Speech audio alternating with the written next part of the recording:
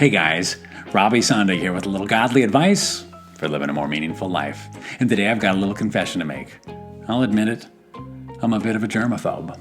I'm not obsessive or anything, just germ conscious. I wash my hands a lot, avoid sick people, sleep in a plastic bubble, normal stuff. Or at least it seems pretty normal these days. Pretty standard protocol for your basic worldwide pandemics.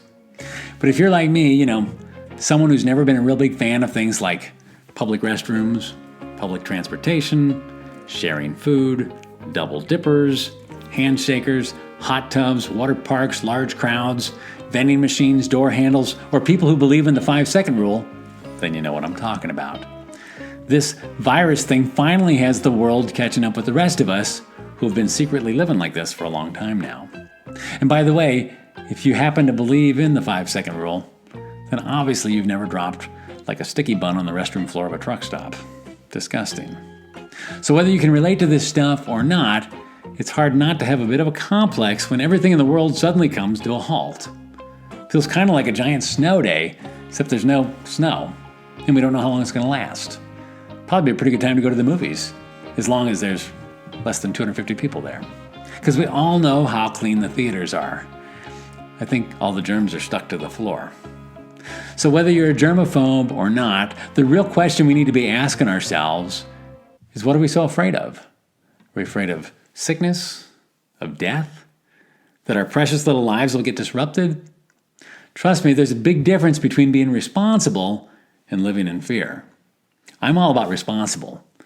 And the Bible has a few things to say about fear. In fact, it has a lot to say about fear. Hundreds of verses. But did you know most of them revolve around having a healthy fear of the Lord, a healthy respect, a reverence, an understanding that He is in control. The Bible says the fear of the Lord is the beginning of wisdom. The fear of germs is the beginning of panic. I love what Isaiah 41:10 says, where it says, "So do not fear, for I am with you.